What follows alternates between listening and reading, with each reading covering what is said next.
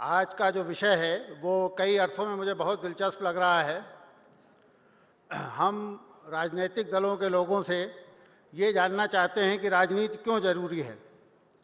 The theme is join politics, lead your India.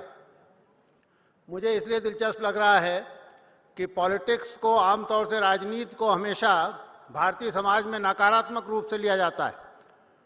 मंच पर अलग अलग राजनीतिक दलों के लोग मौजूद हैं और कई बार आपको बड़ा मज़ेदार लगता होगा जब वो एक दूसरे के ऊपर आरोप लगाते हैं और ये कहते हैं कि तुम राजनीति कर रहे हो या आप राजनीति कर रहे हैं। राजनीति करना जैसे कोई बहुत बुरी चीज़ है। मेरे पास वक्त बहुत कम है, मैं 2 मिनटों में सिर्फ अपनी बात समाप्त करूंगा। अंग्रेजी में एक पुरानी कहावत है, a book is neither good nor bad, it is either ill written or well written. Similarly, I feel that politics is must for us, but we must differentiate between good politics and bad politics. आपने एक bad politics का नमूना अभी 2-3 दिन पहले अखबारों में पढ़ा, जब भारत के प्रधानमंत्री ने कहा कि this is a national shame for us. National shame क्या थी? आपको जान के ताज्जुब होगा कि every third child in India is malnourished and every 5th malnourished child in the world is an Indian child.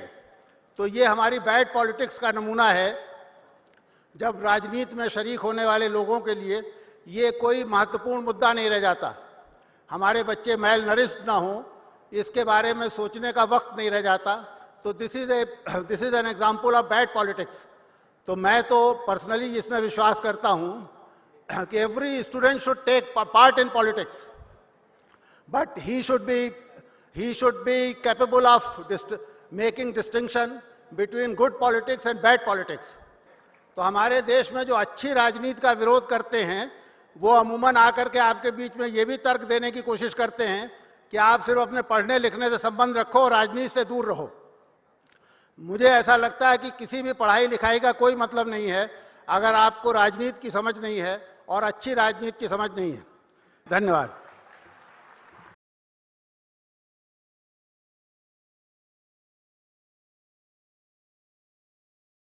मंच पर उपस्थित सभी आदरणीय और दोस्तों, इस देश की आज की सबसे बड़ी जरूरत अगर ये है तो ये है कि इस देश के युवा राजनीति में आए।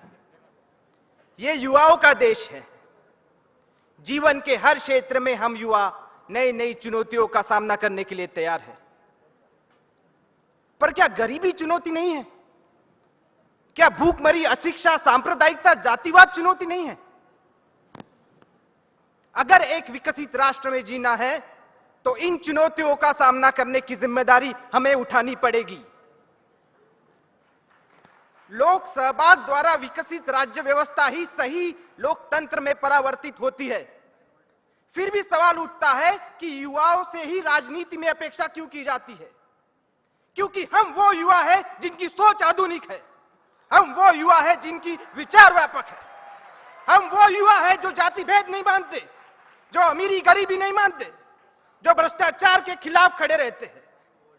और इन व्यापक विचारों का उपयोग अगर हमने राजनीति में किया तो एक सशक्त लोकतंत्र का निर्माण हम कर सकते हैं। एक विकसित, भय, भूख और भ्रष्टाचार मुक्त भारत का निर्माण हम कर सकते हैं।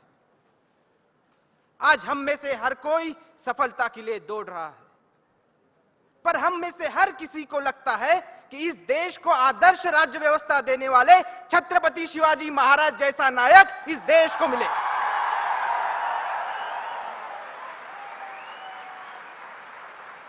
पर हम में से किसी को शिवाजी बनने के लिए समय नहीं है।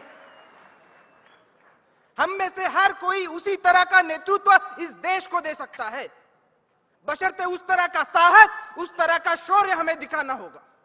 एक ऐसा साहस जो एक समर्पित और संघर्षपूर्ण जीवन के लिए आवश्यक है।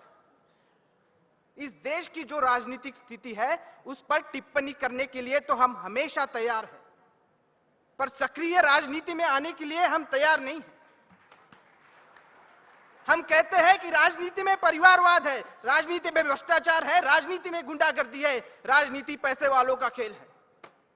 माना कि राजनीति में परिवारवाद है, पर अगर काबिलियत और क्षमतापूर्ण लोग राजनीति में आते हो तो हमें उनका स्वागत करना चाहिए। अगर ऐसे लोग राजनीति में आकर हमारा नेतृत्व करें जिनकी कोई क्षमता ही नहीं हो तो हम भी उसके लिए जिम्मेदार है, क्योंकि जिनकी क्षमता है, जिनकी काबिलियत है, वो घर में बैठे हैं, राजनीति में नहीं आना चाहते। चाणक्य ने कहा था कि इस देश को दुर्जनों की दुर्जनता से नहीं, सज्जनों की निष्क्रियता से खतरा है। हमें नहीं भूलना चाहिए कि हम ही वो युवा है जिन्होंने 47 में स्वतंत्रता की लड़ाई लड़ी थी, 77 में इस देश के लोकतंत्र को बचाने की लड़ी है, और आज इस देश के लोकतंत्र को मजबूत बन कराने की लड़ाई हमें लड़नी होगी। और इस देश का लोकतंत्र अगर सशक्त करना है तो कोई कानून और नियम लाने से नहीं होगा। जरूरत है कि प्रामाणिक कार्यकर्ता राजनीति में आए, पर राजनीति में आने से पहले हमें खुद को तैयार करना होगा, हमारे विचार स्पष्ट करने होंगे, हमारे ध्येय स्पष्ट करने होंगे। चुनाव जीतना या लड़ना राजनीति का अंतिम ध्येय नहीं होता। हमें सत्ता संघर्ष की नहीं, नवनिर्माण के संघर्ष की राजनीति करनी होगी। इस देश का गरीब, इस देश का दलित, इस देश का मजदूर, इस देश का किसान आपसे अपेक्षाएं रखता है। एक किसान जिसके बच्चे कड़कड़ाती ठंडी में नंगे पैर स्कूल जाते हैं, वो हमसे अपेक्षा रखता है, वो हम पढ़े लिखे युवाओं से अपेक्षा रखता है कि हम उसके जीवन में बदलाव ला सकें। उसकी अपेक्षाओं का पूरा करने का दायित्व हम पर है। इसलिए इस देश की सबसे बड़ी जरूरत आज अगर कोई है तो यह है कि इस देश के युवा राजनीति में आए। एक मराठी कविता के 2 शब्द कहकर मैं विराम देना चाहूंगा। शब्द इस प्रकार है, हे असे आहे, हे असे आहे, हे असे राहणार नाही, हे असे आहे, हे असे राहणार नाही, दिवस आमुचा येता आहे, दिवस आमुचा येता आहे, आम्ही घरी बसणार नाही। मुझे आपसे उत्तर चाहिए, मुझे आपसे उत्तर चाहिए। Are you ready to take the challenges? ये आवाज इस पेंडोल से गूंजनी चाहिए और इसीलिए हम यहां हैं। एक आवाज गूंजनी चाहिए कि yes we are ready to take the challenges whatever they are. मैं आपसे विनती करता हूं कि इस बात पर एक बार जोर से जय हिंद का नारा हो जाए। जय हिंद, जय हिंद। बहुत बहुत शुक्रिया।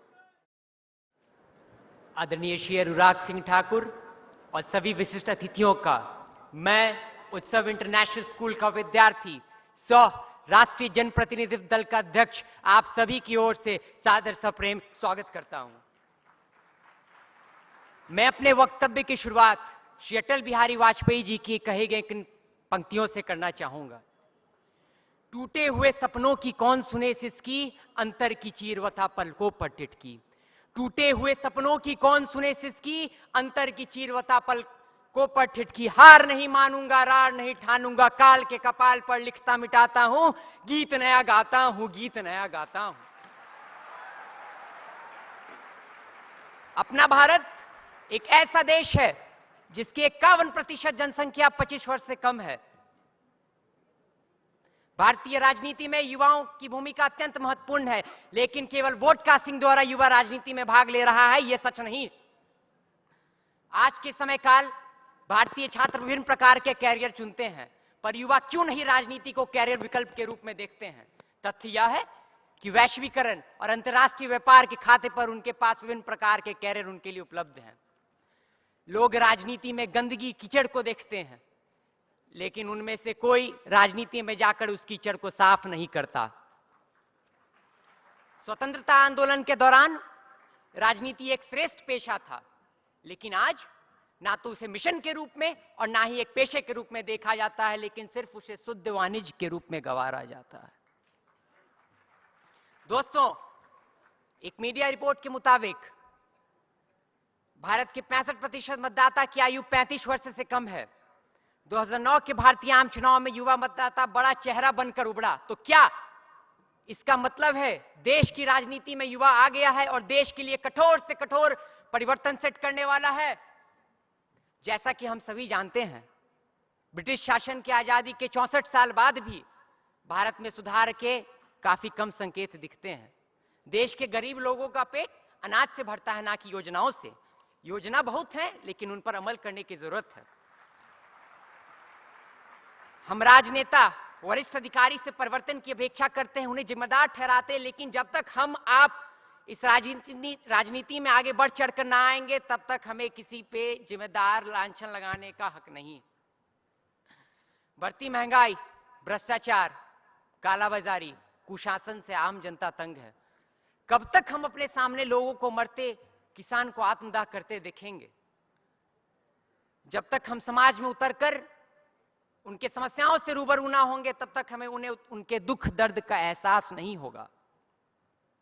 जब 4 वर्ष का छोटा बच्चा अपने सामने आकर भीख मांगता है, तो एक शरीर में अजब सी कसमकस लगती है कि खेल कूद वाली उम्र में हमारे सामने हाथ फैलाकर भिक्षा मांग रहा है। तब लगता है कि हमारा देश कितना पिछड़ा हुआ है। सरकार की बनाई हुई सारी नीतियां, हजारों योजनाएं सब व्यर्थ लगती हैं। तो हम युवा क्यों न राजनीति में उतरकर उसे स्वच्छ और देश को आगे बढ़ाएं। अंत में मैं अपने विचारों को इन पंक्तियों से विराम देना चाहूंगा। शाखाओं से टूट जाते वो पत्ते हम नहीं, शाखाओं से टूट जाते वो पत्ते हम नहीं, जरा आंधी को कह दो औकात में रहे।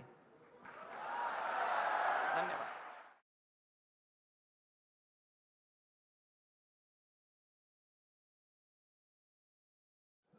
अपना ये सर्वांचे हाथ जोड़ून नमस्कार, नमस्ते।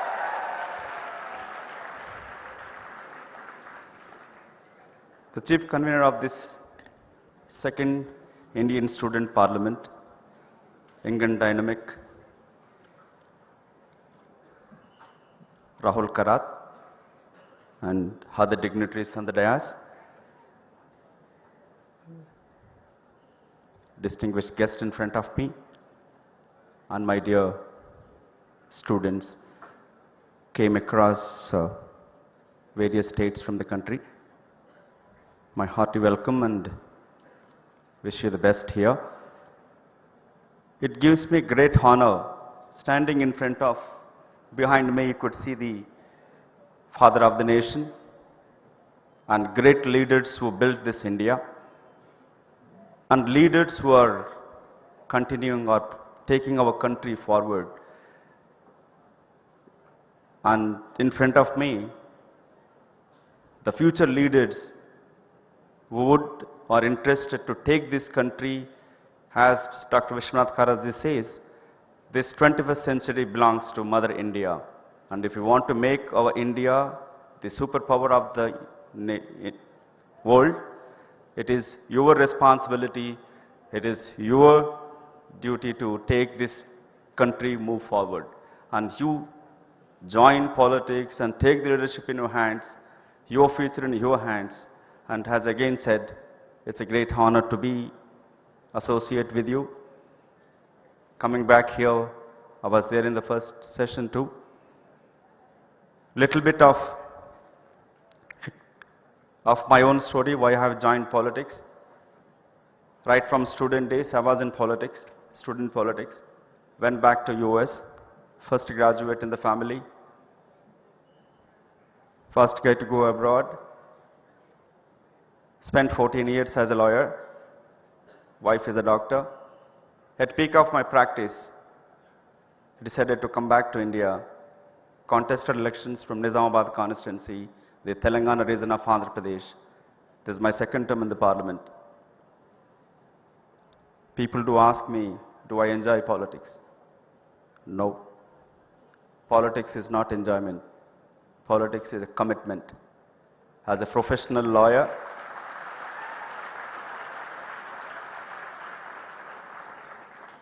I've taken this politics as a profession and trying to bring in professional ethics in politics. My first interaction with the students when I got elected, went to one of the college in my constituency एक student ने कहा बहुत we are grateful sir आपने time लेके आया. I said first I requested the students and my request to Dr. Vishwanath Karat ji also. This is a great institution here. Not only this institution, but to the teachers, professors who are sitting here.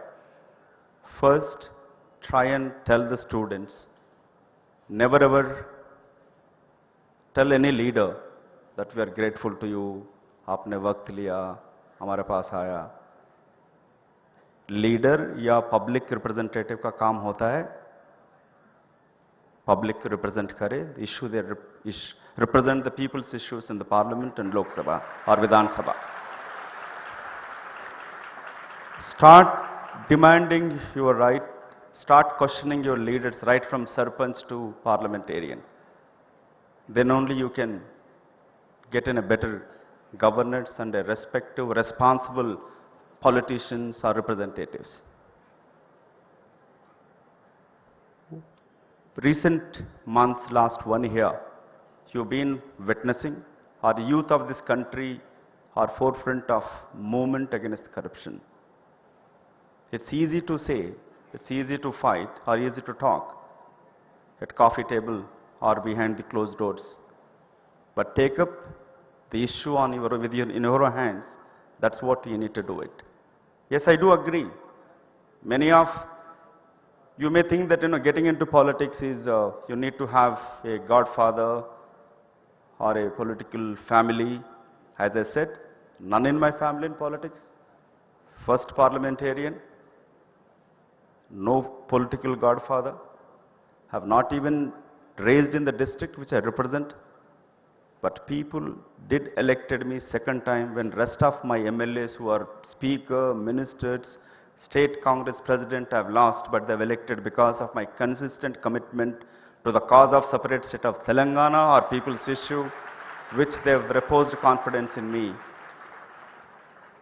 And we have a contrary to other leaders, my own colleague here sitting on the dais. His father is the chief minister. When his father became chief minister, Anurag Thakur got elected to the Lok Sabha. But friends, let me tell you, after my 7 years in the parliament, we do talk about family representation, only people from political family. But if you look at the industry also, any industry or any profession, film land, wherever, you see those children belong to their parents, whichever profession, whether it's films, industry, academic, politics, do enter into their own parents' professions. Nothing wrong about it. But getting elected second time, Anurag must have got elected first time because of his father support and the chief minister, but he did get elected second time. Likewise, in many leaders or many parliamentarian assembly vidhayaks in the Lok Sabha, Vidhan Sabha. So we do require in a democracy people's support, and people do getting elected. In the last elections in 2009, have seen the leaders, I don't want to name, but many leaders who were arrogant, corrupt, rejected by the people. But at the same time, it's not an easy life in politics. I've read somewhere before joining, politicians may lead influential life, but very incomplete life. But if you want to be the change, if you want to be part of the change, if you want to be the part of the history which our forefathers fought against the Britishers, got independence, and make our country to be proud, you need to get into politics, you need to lead. It is your job, your responsibility. And at the same time, there is a huge controversy about the democratic institutions, parliamentary institutions. It is the same constitution which gave a right to raise our voice, protest. It is the same constitution given a parliament to make laws.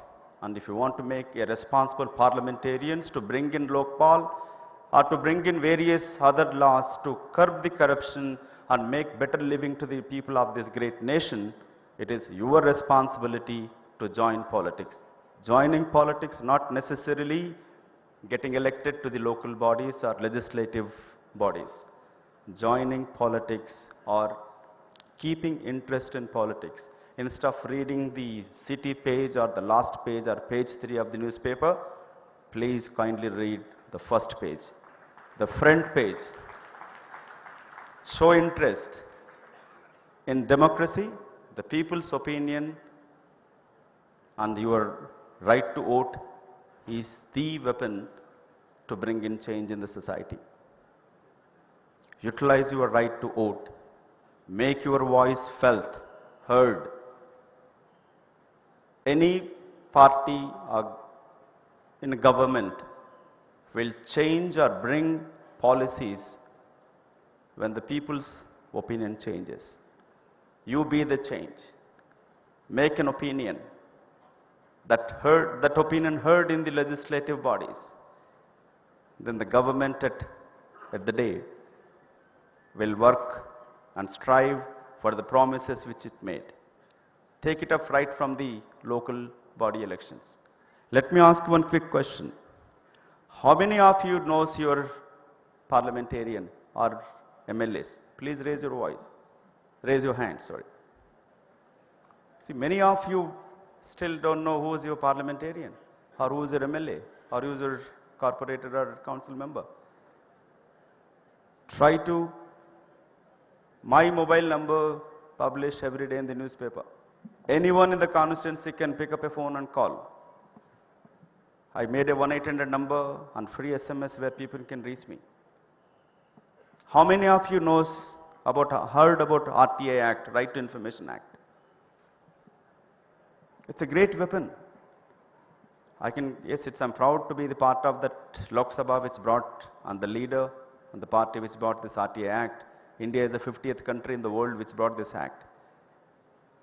It's a great weapon where you can raise your voice, question the government decision making, process of any decision which government makes, allocating to the contracts, to the appointments.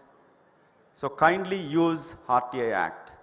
There are examples of misutilization, but it's a great weapon in your hand, the RTI Act which is. Once again, I spent 14 years in the US. What I've seen in politics there is transparency and accountability. Been to London School of Economics for 3 months for a training, leadership training, where my paper was transparency and accountability of bureaucracy and politicians, which is lacking in our country. And as I said, it is easy to say, as Sam Pitroda you all heard yesterday, 555 million of this population of this country below 35 years of age. I'm sure you are one of them, and it is your right to raise voice. Professor was just mentioning today about the malnutrition. I was part of those, even Anurag is part of those core group of parliamentarians who traveled to the various districts of this state, country, and most affected those undernourished children in the various districts, Bihar to Madhya Pradesh, Rajasthan. Yesterday the report was released by the Honorable Prime Minister, as more than 50% of the children undernourished. There are many ills in this society which you've been witnessing every day. And I want you to be part of the decision making, empowering the youth, start questioning your leaders.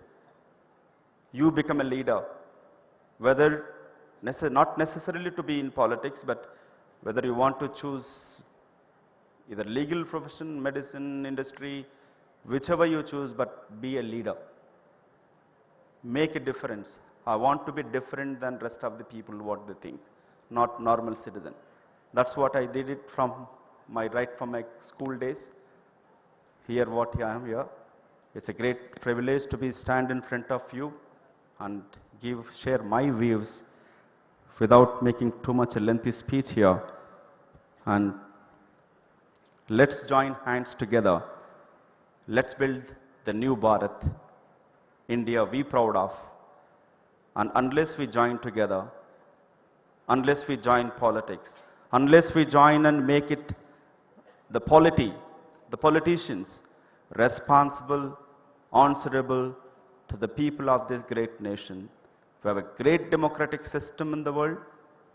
It's a great functioning system, functioning democracy, and make it much stronger. And once again, my great compliment.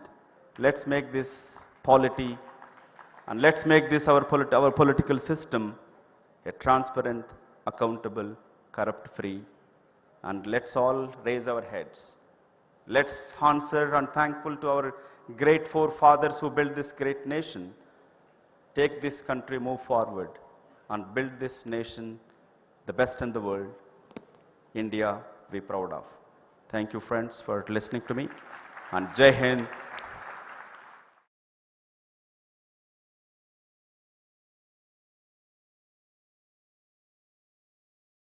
नमस्कार मित्रों, सबसे पहले आप सबको नव वर्ष की हार्दिक शुभकामनाएं और बधाई देना चाहूँगा और ईश्वर से कामना करता हूँ कि नव वर्ष आपके लिए मंगलमय हो। आज आप सबके बीच में आने का सौभाग्य प्राप्त हुआ है। पिछले वर्ष भारतीय छात्र संसद में मुझे आने का न्योता मिला था, नहीं आ पाया। उसके कई कारण थे, क्योंकि पिछले वर्ष 12 जनवरी को जो युवा दिवस के रूप में जाना जाता है,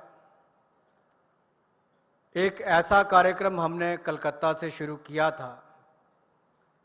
कलकत्ता से कश्मीर तिरंगे के सम्मान के लिए, अपने राष्ट्र ध्वज के सम्मान के लिए एक यात्रा की हमने शुरुआत की थी कि कश्मीर में जो हमारे फौजी भाइयों के ऊपर पथराव हो रहा था, वहाँ की जो परिस्थितियाँ थी और राष्ट्रीय ध्वज का अपमान होता था, उसके खिलाफ देश के युवाओं में राष्ट्र भावना को जागृत करने के लिए पिछले वर्ष मुझे उस यात्रा की शुरुआत करनी थी। मैं आप सबके बीच में नहीं आ पाया।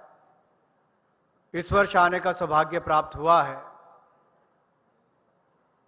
भारतीय छात्र संसद युवाओं को राजनीति में लाने के लिए, प्रेरणा देने के लिए इसका आयोजन किया जाता है। मैं सबसे पहले अपनी ओर से राहुल कराड़ जी का, प्रोफेसर विश्वनाथ कराड़ जी का और उनकी सारी टीम का दिल की गहराइयों से बहुत बहुत धन्यवाद और अभिनंदन करना चाहता हूं, जिन्होंने इस छात्र संसद का आयोजन किया है। मुझे लगता है पूरे देश भर में चर्चा होती है कि राष्ट्र निर्माण में युवाओं की भूमिका क्या होगी। क्या युवाओं को राजनीति में आना चाहिए, नहीं आना चाहिए? मुझे लगता है जितने भी मुझसे पहले यहां पर जिन लोगों ने संबोधित आपको किया है और आपकी तरफ से जो जवाब आया है, इस प्रश्न का उत्तर बड़ा साफ है। आज का युवा जागरूक है, देश में बदलाव लाने के लिए तैयार है। देश में जिस क्रांति की आवश्यकता है वो लाने के लिए अगर कोई तैयार है तो आज देश का युवा, आप इस मंच पे उपस्थित और इस सभा में उपस्थित आज देश का नौजवान अपनी ओर से तैयार है कि देश में बदलाव लाएंगे। लेकिन क्या केवल चुनाव लड़कर, एमएलए एमपी बनकर, जिला परिषद का सदस्य बनकर, मेयर बनकर, प्रधान बनकर ही बदलाव लाया जा सकता है? मेरे मित्र मधु गौड़ यास्की जी ने भी यह सवाल कहा। आखिर बदलाव कैसे लाए जा सकते हैं समाज में?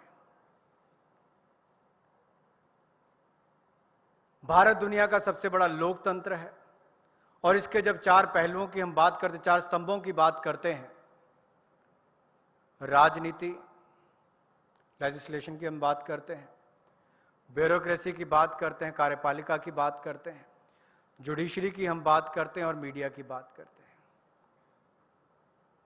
मुझे लगता है अगर सबसे बड़ी जिम्मेदारी किसी के कंधों पर है तो राजनीतिज्ञों की। हर 5 वर्ष के बाद, कई बार तो 2 वर्ष के बाद, 3 वर्ष के बाद आपको चुनाव लड़ने जाना पड़ता है। आप उत्तरदायी होते हैं कि आपने अपने 5 वर्ष के कार्यकाल में कुछ काम किया, कुछ समाज में बदलाव लाए कि नहीं लेकर आए।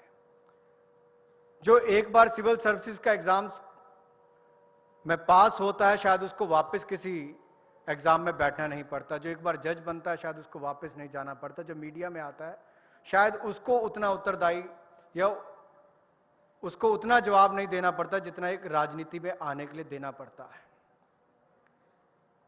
हम ये भी कहते हैं कि राजनीति थैंकलेस जॉब है और कहीं ना कहीं ये सच्चाई भी है। लेकिन मैं इसका दूसरा पहलू आपको बताना चाहता हूं।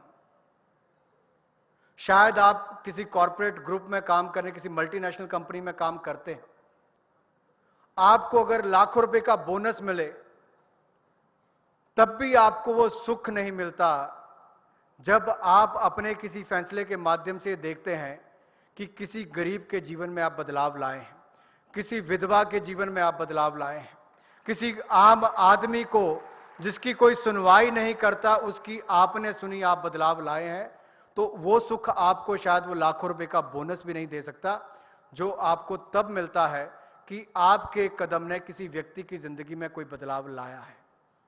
सो I would like to say, if you want to shine like sun, you have to burn like sun. अगर सूरज की तरह चमकना है तो सूरज की तरह तपना भी पड़ेगा। बगैर मेहनत किए, बगैर इस राजनीति की जो भट्टी मैं कहूंगा कि इसमें हर रोज आपको जवाब देना पड़ता है, तपे बिना आप सफल नहीं हो सकते। जीवन के किसी भी क्षेत्र में अगर आपको सफलता पानी है तो आपको मेहनत करनी पड़ती है। और हम कई वर्षों से लगातार ये कहते हैं कि जो भारत में सबसे ज्यादा टैलेंट है वो विदेशों में चले गया, ब्रेन ड्रेन हो रहा है। पहले विदेशों में जाते थे, अब कॉर्पोरेट वर्ल्ड में जाते हैं, लेकिन राजनीति में आने के लिए, पब्लिक पॉलिसी में आने के लिए, गवर्नेंस के सेक्टर में, सिविल सर्विसेज में आने के लिए भी आज कोई लोग तैयार नहीं है। शायद इसके लिए कहीं ना कहीं मैं अपने आप को और बाकी राजनीतिज्ञों को भी दोषी मानता हूं कि हम बहुत वर्षों तक शायद डिलीवर नहीं कर पाए। लेकिन एक बात जरूर कहना चाहूंगा, हर राजनीतिज्ञ करप्ट नहीं है। हर राजनीतिज्ञ केवल जाति धर्म के नाम पर राजनीति नहीं करता। हमारे पास ऐसे बहुत सारे उदाहरण हैं जिन लोगों ने अपनी सरकार वापस बनाई, अच्छा काम करके आम आदमी के जीवन में बदलाव लाकर उन्होंने वापस लोगों का समर्थन और सहयोग पाया है। इसलिए मैं कहना चाहूंगा, पीछे मत हटिए, डरिए मत, ये मत सोचिए आएंगे तो क्या होगा, टिकट मिलेगी नहीं मिलेगी। केवल टिकट पाकर हम राजनीति में बदलाव नहीं ला सकते। कम से कम पॉलिटिकल पार्टीज में वो बदलाव लेकर आए। आप किसी भी विचारधारा के साथ जुड़ें, किसी भी पार्टी के साथ जुड़ें, लेकिन मन में ये संकल्प लेकर जाएं कि उस संगठन में, उनकी विचार में और इस देश के बदलाव में, इस देश में बदलाव लाने के लिए अगर कोई सही भूमिका निभा सकता है तो वो आप हैं। और मैं विश्वास के साथ कह सकता हूं, जब आप तालियां मार रहे थे तब ये देखकर लगता था कि आप लोगों ने ठान लिया है कि हम आएंगे, राजनीति में आएंगे, बदलाव लाएंगे और भारत को महान शक्ति बनाएंगे। और आपके बीच में आकर मुझे यह खुशी होती है कि आज का युवा जागरूक है। आज के युवा ने दृढ़ निश्चय कर लिया है कि हम आएंगे, बदलाव लाएंगे। और मुझे खुशी इस बात की है, सन 2012 हम स्वामी विवेकानंद जी की स्वर्ण जयंती के रूप में मना रहे हैं। स्वामी जी ने आज से सैकड़ों वर्ष पहले, लगभग 150 वर्ष पहले अमेरिका में जाकर जो भारत का नाम किया था, आज भी अगर आप अमेरिका जाएं तो जितने भी स्कॉलर्स हैं उनके साथ इंटरेक्ट करें तो स्वामी विवेकानंद की बात जरूर आती है। अगर हम सब के लिए सही मायने में कोई यूथ आइकॉन है तो स्वामी विवेकानंद है। और इसलिए मैं आपसे कहना चाहता हूं, अगर उनकी स्वर्ण जयंती के, अगर हमने इसको युवा वर्ष के रूप में घोषित करना है, समाज में बदलाव लाना है, तो क्यों ना हम आज की अगर अखबार उठाकर देखें तो देश के प्रधानमंत्री कहते हैं कि अगर 45.2% बच्चे मैल न्यूट्रिशन का शिकार हैं, कुपोषण का शिकार हैं, तो हम सब के लिए शर्म की बात है। लेकिन यही बात प्रधानमंत्री जी ने आज से लगभग 7 वर्ष पहले भी कही थी। क्या बदलाव ला पाए? क्या उसमें कोई कमी ला पाए? केवल ये कहना कि हमारे लिए शर्म की बात है, मुझे लगता है इसका बीड़ा हमें उठाना पड़ेगा। HIV एड्स के केसेस देश में देखें, अगर भारत में HIV एड्स के केसेस को कम करना है तो हमें सरकार की ओर नहीं देखना चाहिए। हमें अपने कंधों पर वो जिम्मेदारी लेनी चाहिए कि हम इस वर्ष और अगले आने वाले 8 वर्षों तक 2020 प्रोग्राम हम ये लेकर चलेंगे कि अगले 8 वर्षों में हम HIV के केसेस को कितना कम करेंगे। हर वर्ष हम जन जागरण अभियान चलाएंगे, देश में HIV के केसेस को कम करेंगे। हमारे देश में ड्रग्स के केसेस बढ़ रहे हैं, लेकिन अवेयरनेस अभियान कौन चलाएगा? MPs, MLAs, जिला परिषद मेंबर, हम क्यों नहीं? क्या हम ये कर सकते हैं? क्यों नहीं कर सकते? हमारे देश में अधिकतर बीमारियां इसलिए होती हैं क्योंकि अधिकतर लोग हाथ धोए बिना भी खाना खाते हैं। अधिकतर बीमारियां गंदगी से फैलती हैं। क्या हम लोग इतना कर सकते हैं कि हम बस्तियों में जाएं, हम अपनी कॉलोनीज में जाएं, अपनी बिल्डिंग में जाएं और चंद लोगों को इकट्ठा करके कहें कि दिन में कम से कम 6-7 बार अपने हाथ धोएंगे ताकि गंदगी को कम किया जा सके।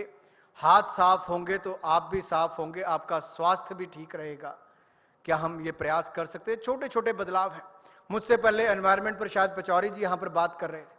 हम सब लोग सरकार की ओर देखते हैं कि सरकार क्या बदलाव लाएगी, कौन सी पॉलिसी में बदलाव आएगा।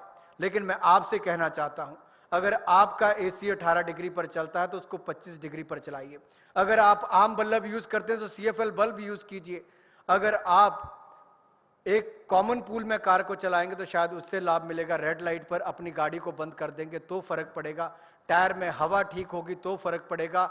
एक सैपलिंग, एक पौधा भी हर वर्ष लगाएंगे और 2 वर्षों तक उसका ख्याल रखेंगे, तब भी आप बहुत योगदान दे सकते हो। आपको किसी सरकार की ओर देखने की जरूरत है। किसी सरकार की ओर मत देखिए, अपने अंदर देखिए कि आप क्या कर सकते हैं।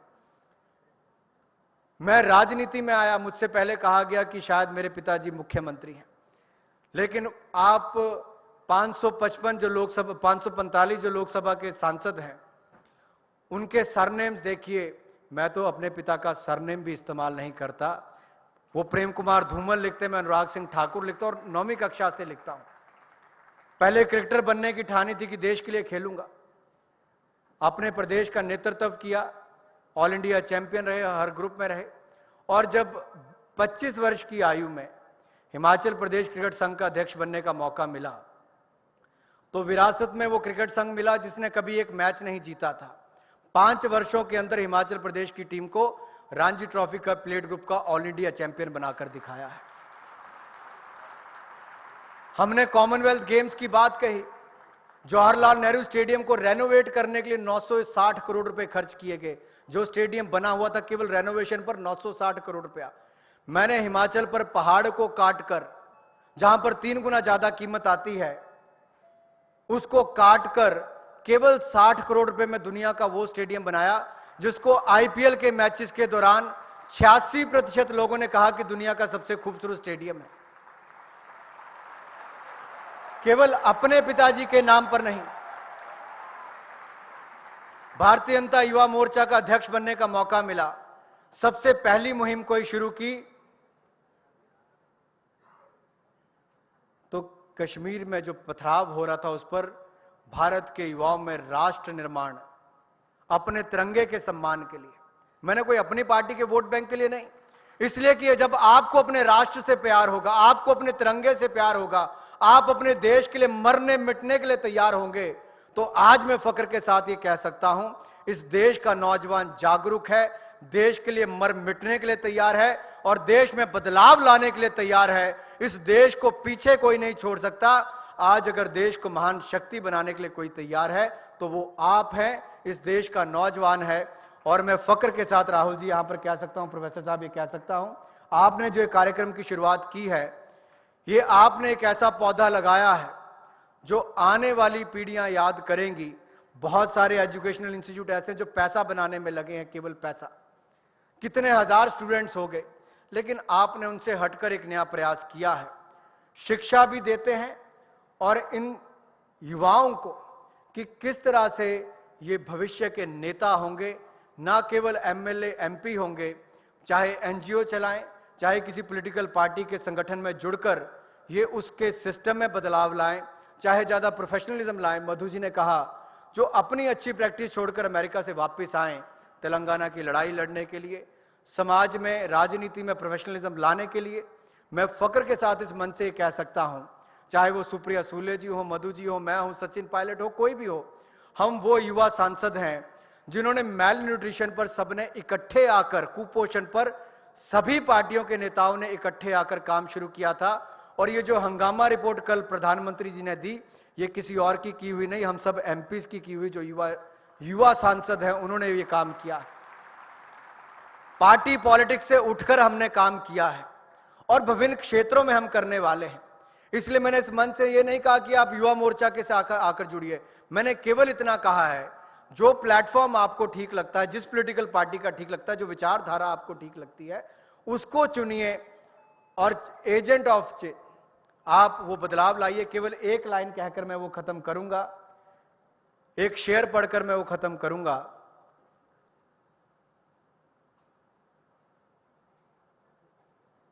मैं चाहूं तो निजाम में कहूं बदल ला लो, शफकत ये बात मेरे बस में नहीं, उठो आगे बढ़ो नौजवानों, ये लड़ाई हम सब की है, 2-4-10 की नहीं, 2-4-10 की नहीं। अगर भारत को महान शक्ति बनाना है तो वो हर भारतीय की जिम्मेदारी है। करप्शन पर, कुपोषण पर और बाकी मुद्दों पर केवल उंगली सरकार की ओर उठाने पर, राजनीतिज्ञों की ओर उठाने से काम चलने वाला नहीं। एक उंगली अगर हम उनकी ओर उठा रहे हैं तो 4 अपनी ओर हो रही है, और 4 अपनी ओर इसलिए है कि आप उनसे ज्यादा योगदान दे सकते हैं। और मैं ये कह सकता हूं, आज का युवा तैयार है अपना योगदान देने के लिए। आज वो ब्रेन ड्रेन जो हम कहते थे कि विदेश में जा रहा है, कॉर्पोरेट सेक्टर में जा रहा है, आज का युवा केवल अच्छी नौकरी पाने के लिए नहीं। और मैं सिर्फ एक लाइन में कहकर खत्म करूंगा कि किसी भी अच्छी कंपनी में काम कीजिए, लेकिन कोई आपको यह नहीं रोकता कि हफ्ते में एक दिन आप ऐसा चुन लीजिए कि 2 घंटे आपने समाज के लिए देने हैं। आपके वो 2 घंटे इस देश के लिए, समाज के लिए बहुत उपयोगी होंगे और ये देश आपका कर्जदार रहेगा, मुझे लगता है, आपके योगदान के लिए। अगर आप वो 2 घंटे समाज के बदलाव के लिए देंगे, मैं आशा करता हूं आप इस समाज में बदलाव लाने के लिए, देश में बदलाव लाने के लिए, क्योंकि दुनिया भर में अगर कोई क्रांति आई है, चाहे वो अरब वर्ल्ड की बात कर लें या हम पूरे इतिहास की बात देख लें, अगर क्रांति कोई लाया है तो उस देश का युवा लाया है। अगर भारत में भी कोई क्रांति लाएगा तो आप लाएंगे, इस देश का युवा लाएगा। इन्हीं शब्दों के साथ आपका बहुत बहुत धन्यवाद। MIT का, राहुल जी का, प्रोफेसर साहब का, विश्वनाथ जी का बहुत बहुत धन्यवाद। जय हिंद, जय भारत। भारतीय छात्र संसद।